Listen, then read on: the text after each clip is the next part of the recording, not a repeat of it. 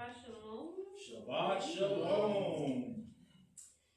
This week's Torah portion is called Vayeshev, and it comes to us from Genesis chapter 37. You guys can get your Bibles and turn your Bibles to Genesis chapter 37. Baruch atah Adonai Eloheinu melech haolam asher baka banu miakal ha'amin v'natan lanu et Torato. Baruch atah Adonai notin ha'torah. Blessed are you, Yahweh, our Elohim, King of the universe, who chose us from all the people and gave to us his Torah. Blessed are you, Yahweh, giver of the Torah. So, Vayeshev means, and he dwelt, or, and he settled. The irony of that is that in this story, even though Israel is settling down, this story, this portion has a story that is anything but settling. This week's Torah portion is filled with family tension, dreams, betrayal, injustice, seduction, prison, and divine providence woven quietly through every moment. And through it all, we see Yahweh moving. And we're going to jump right into it. We're going to start reading in chapter 37, verse 1. And Jacob dwelt in the land wherein his father was a stranger, in the land of Canaan. These are the generations of Jacob. Joseph, being 17 years old, was feeding the flock with his brethren, and the lad was with the sons of Bilhah and with the sons of Zilpah, his father's wives. And Joseph brought unto his father their evil report. So we're introduced to Joseph in the beginning of this Torah portion, and he's 17 years old. So he's a young man, and he's tending to the sheep with his father's sons. And he brings a bad report. In other words, as we were discussing last night, he was snitching. He was snitching on his brothers. This sets the stage for Joseph's character. He was observant. He was responsible. He was unwilling to overlook the wrongdoing, and he was willing to tell on you if you were doing wrong. And it also deepens the tension that was already brewing in the family. Let's continue reading in verse 3. Now Israel, who used to be Jacob, loved Joseph more than all his children, because he was the son of his old age, and he made him a coat of many colors. And when his brethren saw that their father loved him more than all his brethren, they hated him and could not speak peaceably unto him. Joseph was Israel's favorite. He was a favorite child. Now, for those of us that have children, we know you're not supposed to have a favorite child. You're supposed to love all your children equally. I believe, are there children that you like to do certain things with? Of course. There's, I have one daughter, so I like to do girl things with my one daughter. But I like to joke around a little bit more with one son, or talk about animals with another son, or technological things with a different son, things like that. So you're going to see what happens just because Israel had this one son that was his favorite. And he openly favored Joseph. He made it known that this was his favorite child, and he gave him the famous coat of many colors. But this wasn't just a pretty robe. It was a garment of honor, leadership, and destiny. Because of this, Joseph's brothers could not speak peaceably unto him. That's what the Bible said. Jealousy had shut the door to peace in their relationship. And then comes the dreams. We're going to continue reading in verse 5. And Joseph dreamed a dream, and he told it to his brethren, and they hated him yet more. And he said unto them, Hear, I pray you, this dream behold, we were binding sheaves in the field, and lo, my sheaf arose and also stood upright. And behold, your sheaves stood around about and made obeisance to my sheaf. And his brethren said to him, Shalt thou indeed reign over us? Or shalt thou indeed have dominion over us? And they hated him yet the more for his dreams and for his words. And he dreamed yet another dream, and told it his brethren, and said, Behold, I have dreamed a dream more. And behold, the sun and the moon and the 11 stars made obeisance to me. And he told it to his father and to his brethren. And his father rebuked him and said unto him, What is this dream that thou hast dreamed? Shall I and thy mother and thy brethren indeed come to bow down ourselves to thee to the earth? And his brethren envied him, but his father observed the same. So Joseph shares two dreams: the sheaves bowing down and the celestial bodies bowing down. This was not Joseph being arrogant. These were dreams that came from Yahweh. But his brothers hear these dreams and they interpret them as Joseph trying to exalt himself, trying to make himself better, trying to say that he's going to rule over them. And that caused them to hate their brother even more. And when it talks about his father, it says that his father rebuked what he said, but he kept the matter in mind. We'll continue reading, verse 12. And his brethren went to feed their father's flock in Shechem. And Israel said unto Joseph, Do not thy brethren feed the flock in Shechem?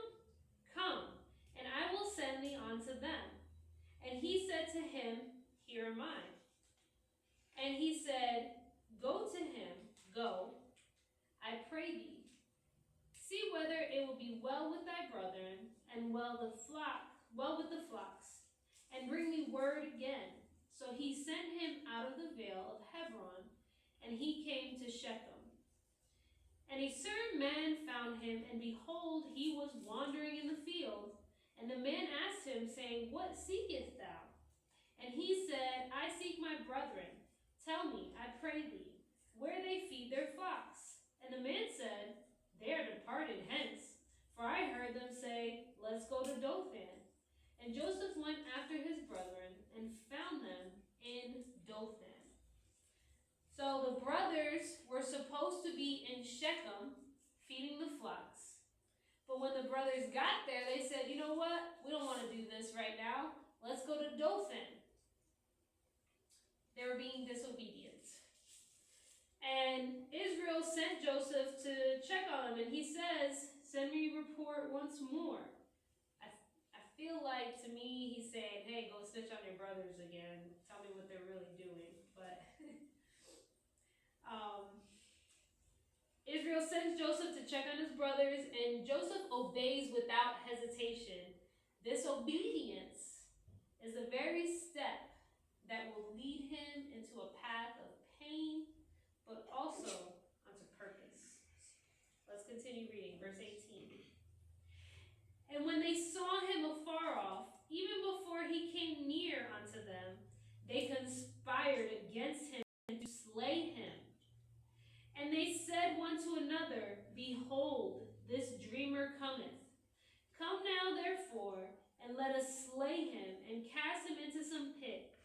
And we will say, Some evil beast hath devoured him, and we shall see what will become of his dreams.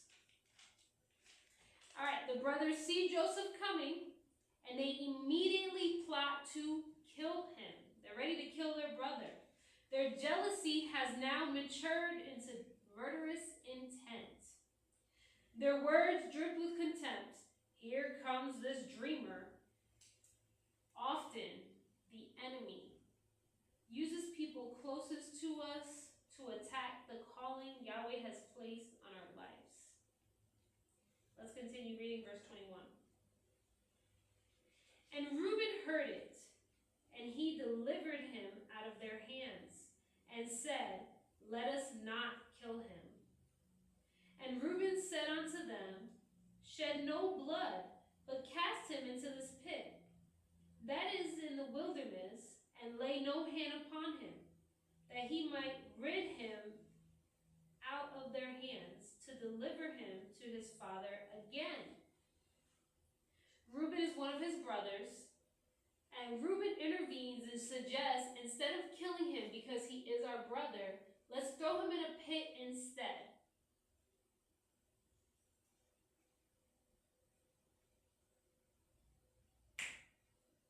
Let's throw him in a pit instead of killing him.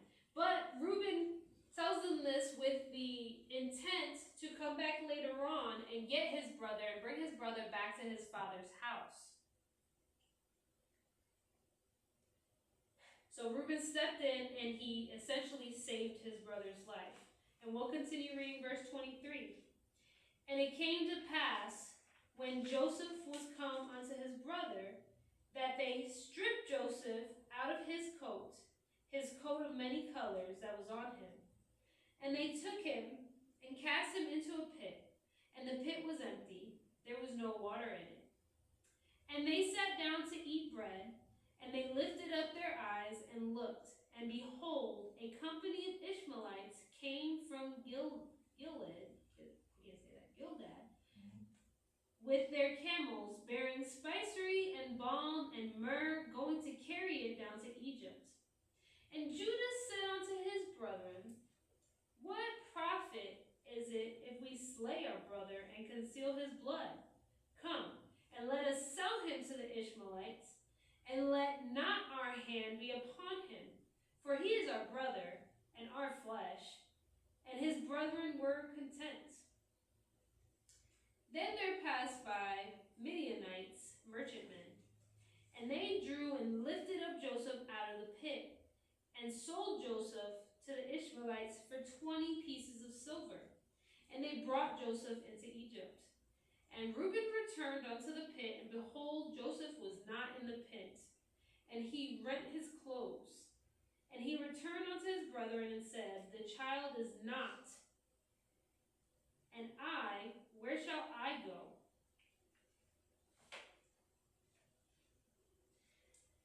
What the brothers did was they stripped him of his coat of many colors. They stripped him of his robe.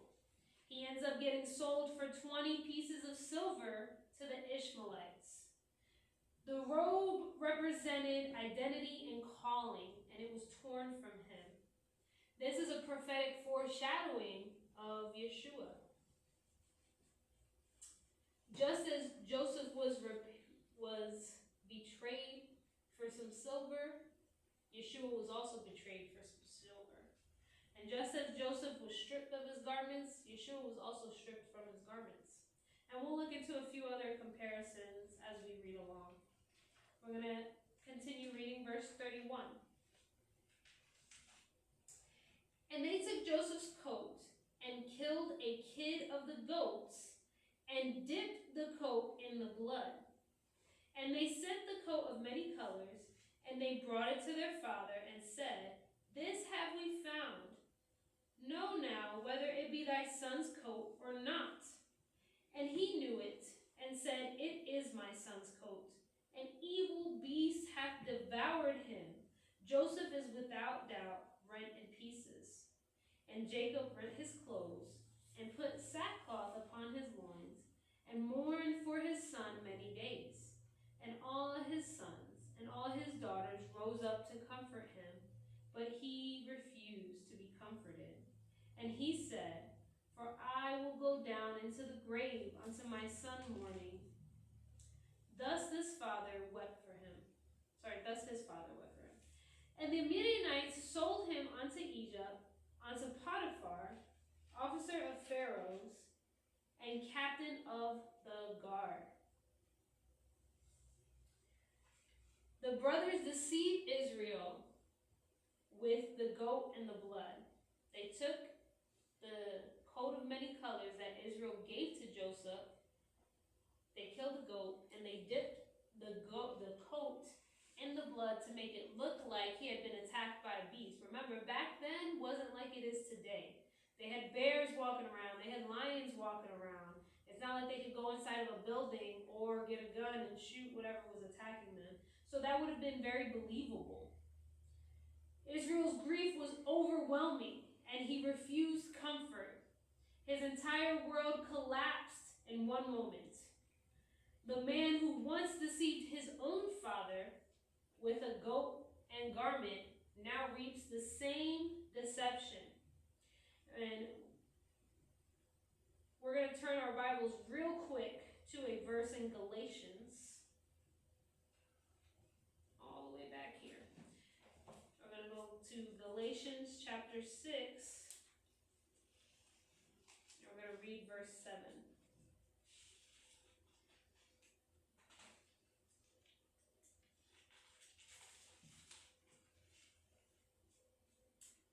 Be not deceived, Elohim is not mocked, for whatsoever a man soweth, that he shall also reap. What a person sows, he shall also reap. So what Israel did before is now happening to him. In other words, history tends to repeat itself. And this is the part in the movie where it looks like the hero's defeated. He was sold into slavery, and from right here you would think, oh no, his story's over.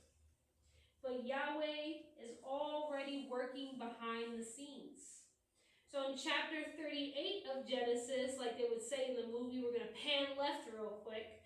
We're not going to read it, but this chapter feels like a sudden interruption, like a distraction from the main character. It's about Judah and his 3 sons and the widow of his first son. This chapter shows the spiritual state of Judah, the very tribe whom the Messiah Yeshua will come from. Yet out of this messy, complicated situation comes Perez, who's the ancestor of King David and ultimately the ancestor of Yeshua. This side story is actually about Yahweh still preserving the lineage of the Redeemer. We're going to fast forward down to chapter 39, verse 1. And Joseph was brought down to Egypt, and Potiphar, an officer of Pharaoh, captain of the guard, an Egyptian, bought him out of the hands of the Ishmaelites, which had brought him down there. And Yahweh was with Joseph, and he was a prosperous man, and he was in the house of his master, the Egyptian. And his master saw that Yahweh was with him, and that Yahweh made all that he did to prosper in his hand. And Joseph found grace in his sight, and he served him. And he made him overseer over his house, and all that he had put into his hand. And it came to pass, from the time that he had made him overseer in his house, and over all that he had, that Yahweh blessed the Egyptian's house for Joseph's sake. And the blessing of Yahweh was upon all that he had in the house and in the field. And he left all that he had in Joseph's hand, and he knew not aught he had, save the bread which he did eat. And Joseph was a goodly person and well favored. So Joseph gets sold into slavery, but he's prospering in Potiphar's house. Everything he touches succeeds because, according to the Bible, Yahweh is with him. And this is a powerful reminder that blessing is not about location. It's about presence. Joseph becomes overseer of the entire house, of Potiphar's entire house. We'll continue reading verse 7. And it came to pass after these things that his master's wife cast her eyes upon Joseph, and she said, Lie with me. But he refused and said unto his master's wife, Behold, my master would not wotteth not what is with me in the house, and he hath committed all that he hath to my hand. There is none greater in this house than I, neither hath he kept back anything from me but thee, because thou art his wife. How then can I do this great wickedness and sin against Elohim?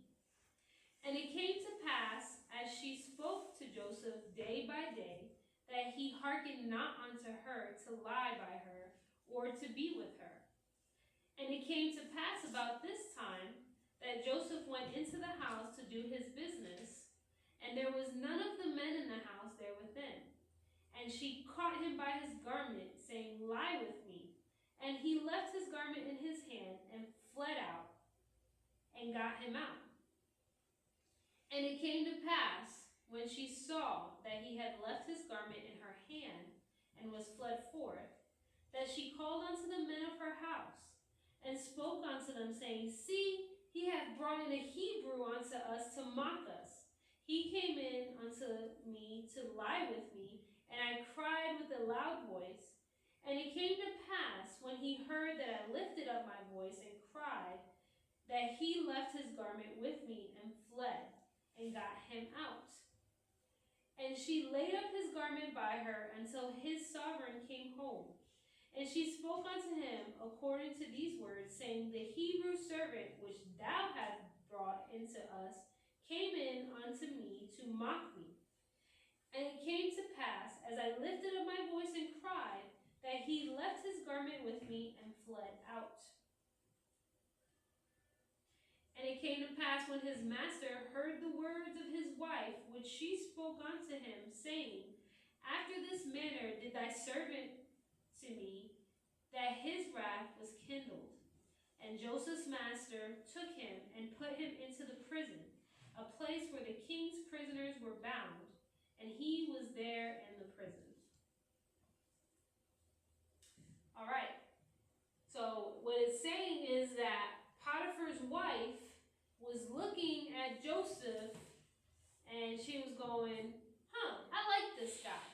So she tells him, hey, you should come and lie with me. And Joseph refuses. And she pursues him day after day. And Joseph refuses. But not just because of his loyalty to his master Potiphar, but because he does not want to sin against Yahweh. So it's because of his loyalty to Yahweh. One day she catches him alone, and she grabs him by his jacket, and she says, lie with me. And he says no, and he takes off, and she gets a hold of his jacket, his garment. She falsely accuses him, and Joseph is thrown into prison. Another robe that he was ripped up from, another garment that became a tool of deception. This seems to be a common theme here. So Joseph ends up losing his position, his reputation, and his freedom again. But he does not lose his integrity to Yahweh. And we're going to briefly turn our Bibles to 1 Peter chapter 2.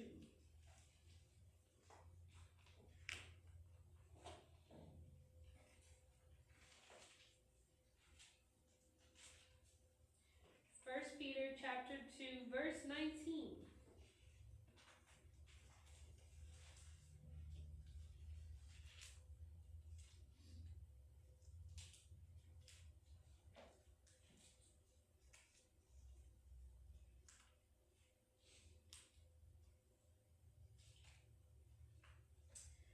And this is what it says. For it is commendable if someone bears up under the pain of unjust suffering, because they are conscious of Elohim.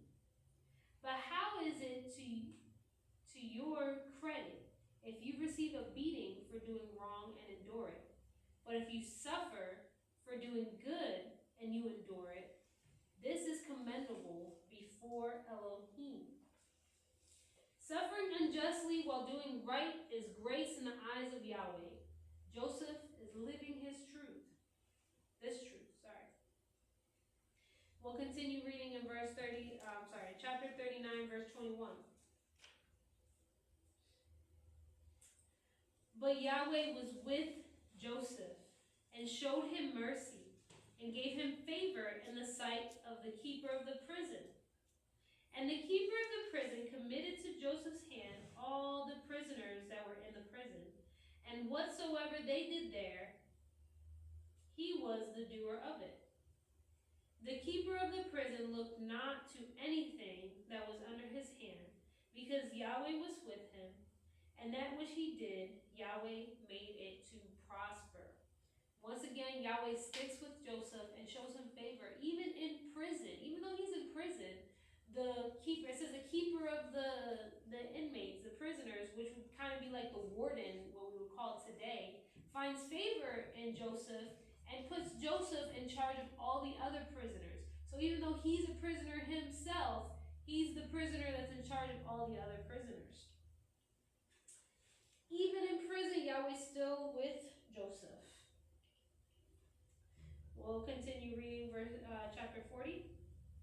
And it came to pass after these things that the butler of the king of Egypt and his baker had offended their sovereign, the king of Egypt. And Pharaoh was wroth against two of his officers, against the chief of the butlers and against the chief of the bakers.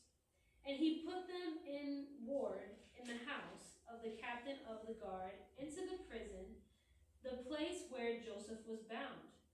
And the captain of the guard charged Joseph with them, and he served them. And they continued a season in ward. And they dreamed a dream, both of them, each man his dream in one night, each man according to the interpretation of his dream, the butler and the baker of the king of Egypt, which were bound in the prison. And Joseph came in unto them in the morning, and looked upon them, and behold, they were sad. And he asked Pharaoh's officers that were with him in the ward of his sovereign's house, saying, Wherefore look ye so sadly today? And they said unto him, We have dreamed a dream, and there is no interpreter of it. And Joseph said unto them, Do not interpretations belong to Elohim? Tell me then, I pray you. Joseph encounters the Pharaoh's cupbearer, or the leader of the butlers, it says, and the baker. They both had disturbing dreams and were troubled. And when they tell Joseph about them, Joseph responds with, Do not interpretations belong to Yahweh? Even in the dungeon, Joseph is faithful. His faith is unshaken, and he still recognizes that Yahweh is the source of revelation. Let's continue reading and find out what happens. Verse 9. And the chief butler told his dream to Joseph and said to him, In my dream, behold, a vine was before me. And in the vine there were 3 branches, and it was as though it budded, and her blossoms shot forth, and the clusters thereof brought forth ripe grapes. And Pharaoh's cup was in my hand, and I took the grapes and pressed them into Pharaoh's cup, and I gave the cup into Pharaoh's hand. And Joseph said unto him, This is the interpretation of it. The 3 branches are 3 days. Yet within 3 days shall Pharaoh lift up thine head, and restore thee unto thy place, and thou shalt deliver Pharaoh's cup into his hand, after the former manner when thou wast his butler. But think on me when it shall be well with thee, and show kindness, I pray thee, unto me, and make mention of me unto Pharaoh, and bring me out of this house. For indeed I was stolen away out of the land of the Hebrews, and here also have I done nothing that they should put me into the dungeon. So first was the cupbearer. He tells him his dream, and Joseph, you can leave it, Joseph interprets the dream for him. He says, in 3 days, you're going to go before the king again, and the king's going to restore you back to your original position. He said, but when he does that, please remember me. Mention me to Pharaoh, and let him know that I'm here unjustly. Verse 16. When the chief baker saw that the interpretation was good, he said unto Joseph, I also was in my dream, and behold, I had 3 white baskets on my head. And in the uppermost basket there was all manner of baked meats for the Pharaoh. And the birds did eat them out of the basket upon my head.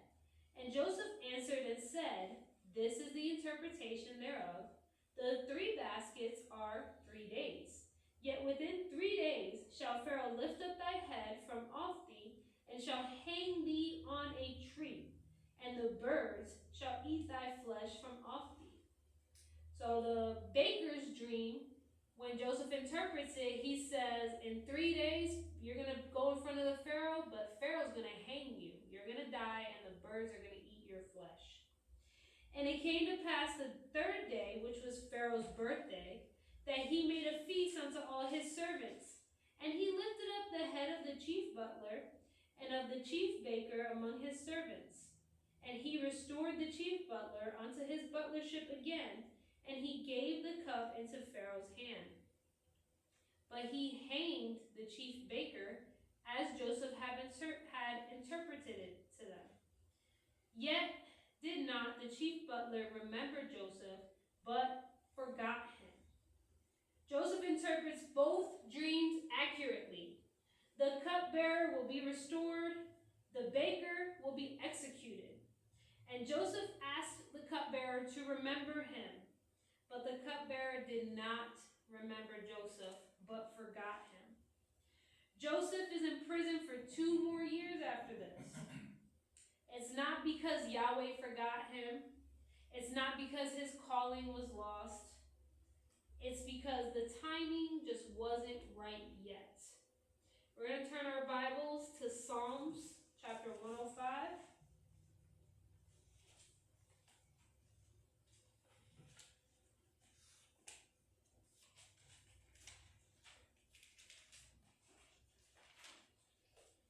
Verse 17.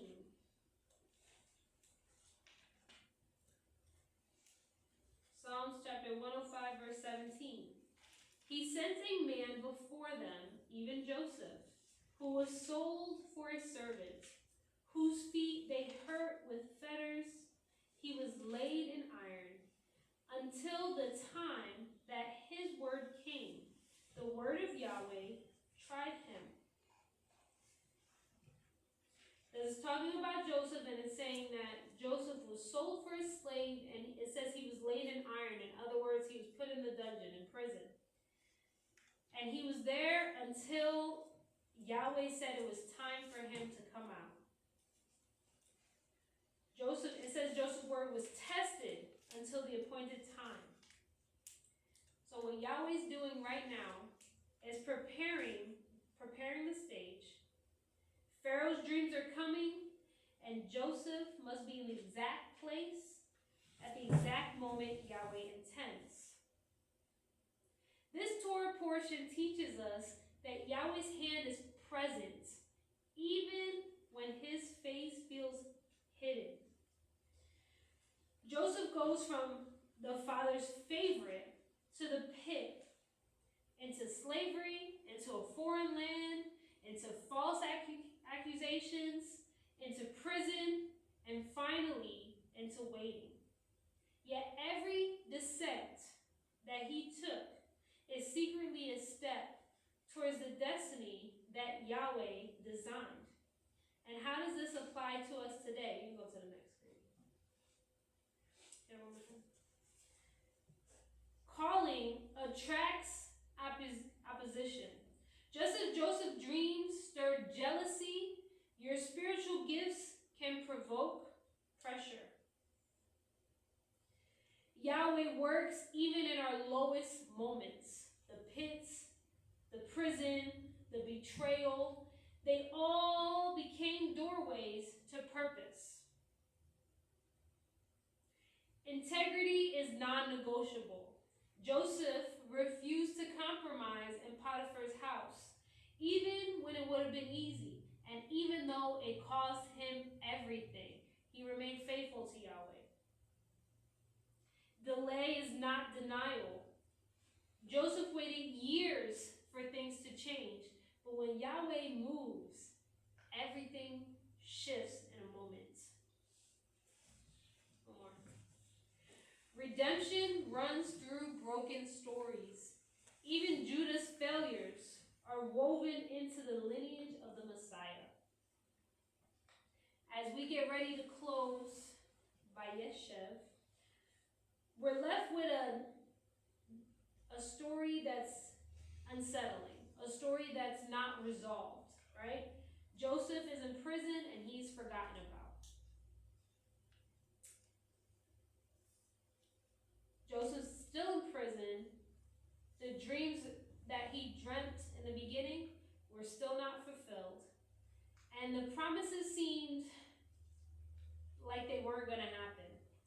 But that's exactly where Yahweh wants us to sit for a moment for this week's Torah portion.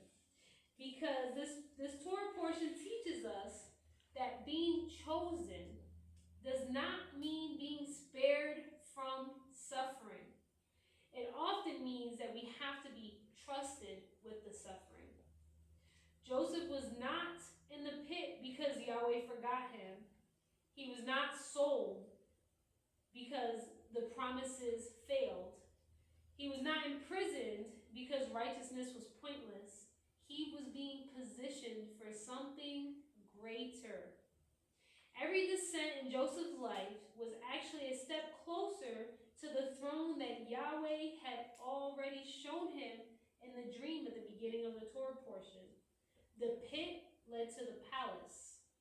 The prison led to authority. And the betrayal led to deliverance. But not just for Joseph. As we see when we read the next couple Torah portions, this leads to deliverance for the very brothers who betrayed him, who rejected him. But isn't this a pattern that we see throughout Scripture? A righteous son rejected, stripped of his garments, sold for silver, counted as dead, but later exalted to save many lives.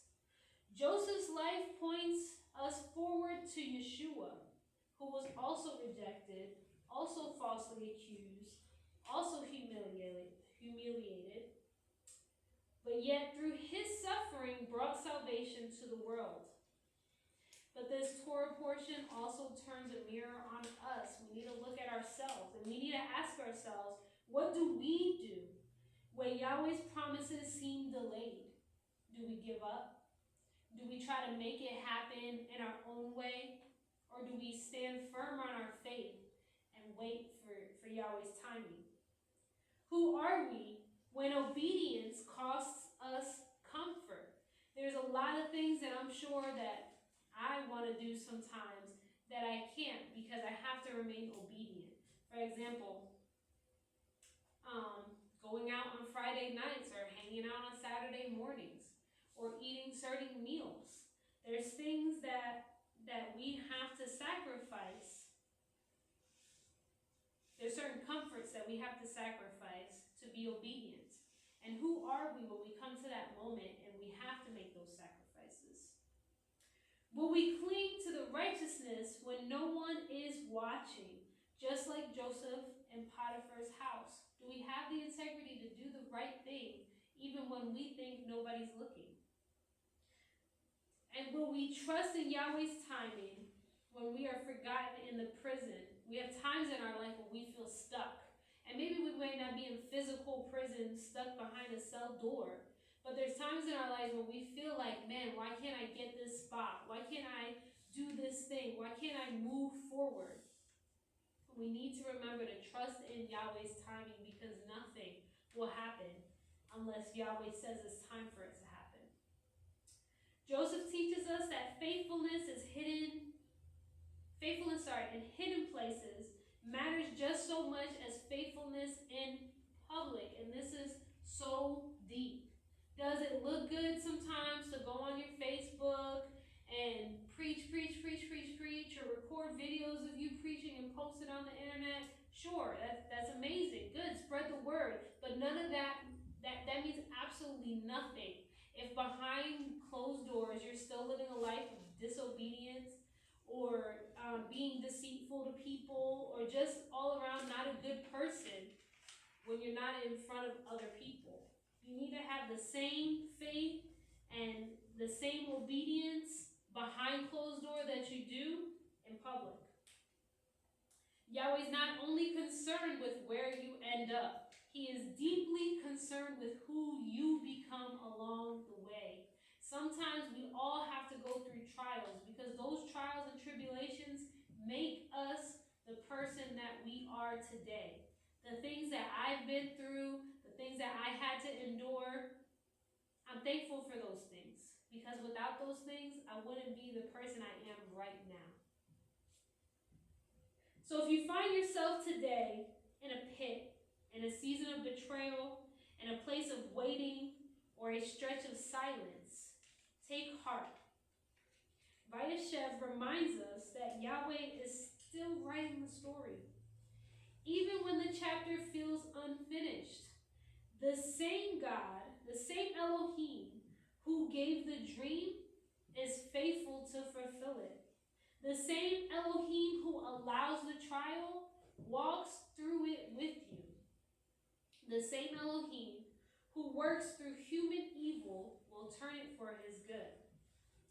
May we be a people who trust in him in the waiting, honor him in the temptation, and believe him even when the dream seems distant. Because in Yahweh's economy, nothing is wasted. Not the pit, not the prison, not the pain. He uses it all. And just like Joseph, one day, we're going to look back and see that what others meant for evil, or what others meant for harm, Yahweh meant and uses for his own good. Shabbat shalom, everyone. Shabbat shalom.